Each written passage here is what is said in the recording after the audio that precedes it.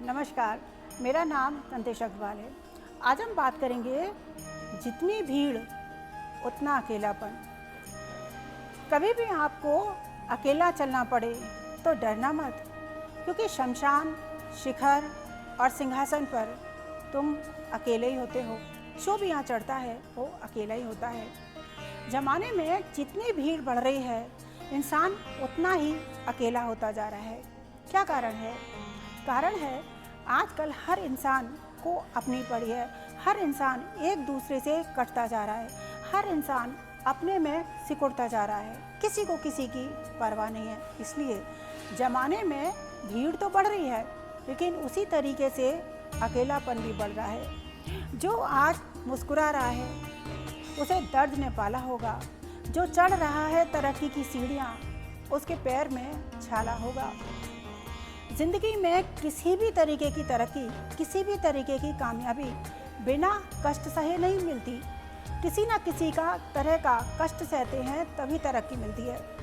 छोटी छोटी गलतियों को पकड़ने से नहीं, उनको नज़रअंदाज करने से रिश्ता बनता है। ज़िंदगी में एक ही नियम रखो, सीधा बोलो, साफ बोलो, मुंह पर बोलो। जो अपने हैं वो बचे रहेंगे और जो अपने नहीं हैं वो चले जाएंगे। तुम खुद को वैल्यू दो। जब तुम खुद को वैल्यू दोगे तभी तुम्हें दूसरे भी वैल्यू देंगे। इस संसार में दो तरह के लोग होते हैं। एक वो लोग होते हैं जिन्हें अपने ऊपर बहुत कॉन्फिडेंस होता है कि हम इस काम को कर लेंगे। ऐसे लोग, ये हुनर कोई साधारण हुनर नहीं है। और दूसरे लोग वो होते हैं जो समझते हैं हम इस काम को कर पाएंगे या नहीं कर पाएंगे। उन्हें अपने ऊपर कॉन्फिडेंस नहीं होता है। ये सामान्य तरह के लोग होते हैं। एक चाय वाले की दुकान पर राजू काम करता था। वो अपने काम से खुश नहीं था। वो बहुत ज़्यादा दुखी रहता था। वो सोचता था कि इस काम से मैं अपने पत्नी, बच्चों को खुश नहीं रख पाता हूँ, उनकी ज़रूरतें पूरी नहीं कर पाता हूँ।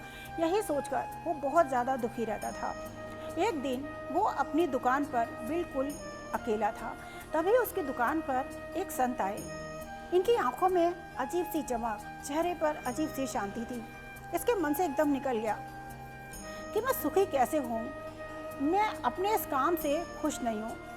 संत बोले, तुम्हें अपने काम से खुश होना चाहिए, क्योंकि जिस दुकान में तुम काम कर रहे हो बहुत सारे लोगों को ये काम भी करने को नहीं मिलता है। और हम कई जगह भिक्षा मांगने जाते हैं। ऐसा नहीं है कि हमें हर जगह भिक्षा मिल जाती है। कई जगह हमें भिक्षा नहीं मिलती है, लेकिन हम फिर भी धन्यवाद भाव में रहते हैं और हमेशा खुश रहते हैं। तुम दुखी क्यों होते हो? तो बोला, मैं इस काम, संत बोले, तुम अपने काम को वैल्यू दो।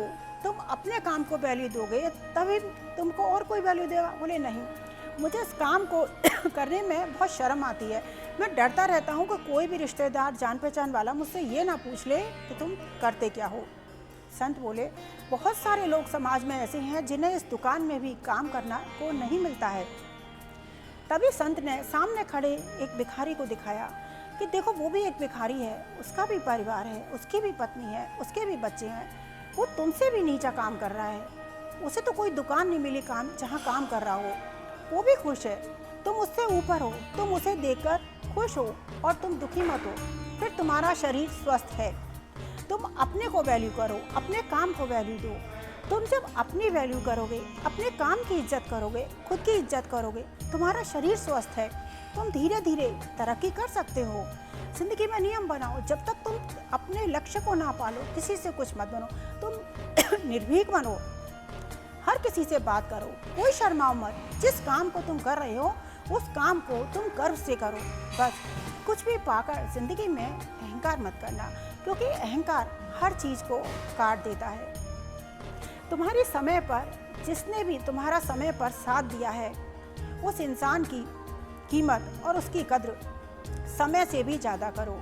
क्योंकि जब तुम उसकी कीमत समय से ज़्यादा करोगे, उसको कद्र करोगे, तो वो रिश्ता आगे भी चलेगा, कायम रहेगा और आगे भी काम में आएगा। जैसे जैसे दवा जेब में पड़ी हो तो काम में नहीं आएगी, दवा जब शरीर में जाएगी तब काम में आती है। ऐसे ही रिश्ते कितने भी पड़े हों काम में नहीं आते। जब उन रिश्तों में प्यार होता है तभी वो रिश्ते काम में आते हैं।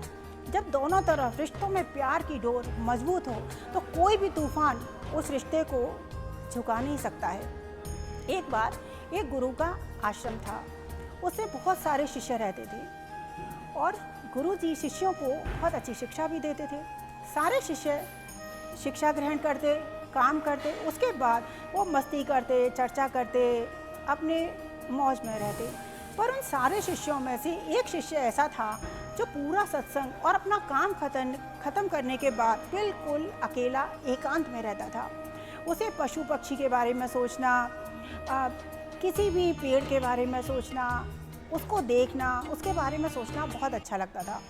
सारे शिष्य उसके बारे में बात करते रहते, ये बड़ा अजीब सा है, हमसे बातें नहीं करता। सब उसको बुलाते भी थे कि आओ हमारे साथ बैठो, हमारे साथ चर्चा करो।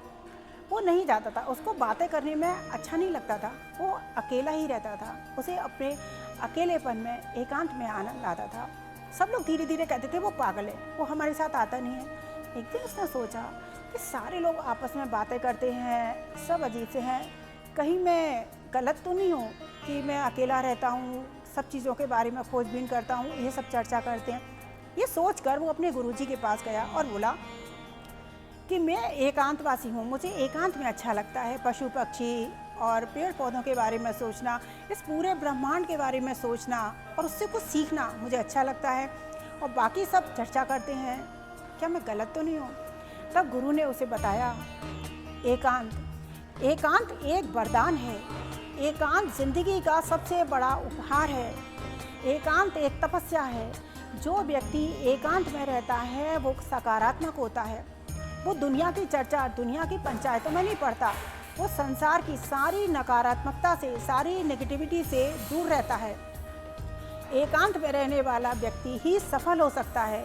जो व्यक्ति अकेला होता है, एकांत में रहता है, वो व्यक्ति तरक्की की सारी सीढ़ियां को पार कर सकता है, वही व्यक्ति सफल हो सकता है।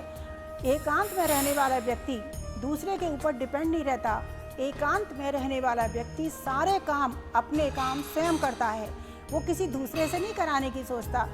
एकांत में रहने वाला व्यक्ति कभी थकता नहीं है, क्योंकि वो एनर्जी को बाहर वेस्ट नहीं करता है। एकांत में रहने वाला व्यक्ति अपनी कठिन से कठिन सब बड़ी समस्याओं को सुलझाने में अकेला ही सक्षम होता है। एकांत एक भगवान का सबसे बड़ा वरदान है। एकांत में रहने वाला व्यक्ति एक तपस्वी का जीवन जीता है, जो अंदर की यात्रा करता है, सारे ब्रह्मांड से कुछ ना कुछ सीखता है। गुरुजी ने कहा, एकांत में रहना बहुत बड़ी तपश्चर्या है, प्रभु का वरदान है, और ऐसा ही व्यक्ति सफल होता है, क्योंकि वो बाहर दुनिया की नकारात्मकता से दूर रहता है। आज समाज में किसी को किसी की परवाह नहीं है, हर इंसान अपने में रह रहा है, हर इंसान अपने सेल्फ सेंटर्ड होता जा रहा है। इसलिए ज़माने में भीड़ तो बढ़ रही है, लेकिन उतना ही अकेलापन भी बढ़ रहा है। यही कारण है, जब इंसान एक दूसरे की परवाह करेगा, एक दूसरे का सुख दुख बांटेगा, प्यार से रहेगा, तभी इंसान का अकेलापन ख़त्म हो सकता है। और ये ज्ञान और ध्यान और अंदर जब इंसान के प्यार होगा, तभी वो अंदर बाहर भी प्यार बांट सकता है। इसलिए ज़माने में भीड़ तो बढ़ रही है, पर उसके साथ साथ अकेलापन भी बढ़ रहा है। धन्यवाद। आज के लिए इतना ही। अगली बार फिर हम किसी और विषय पर चर्चा करेंगे।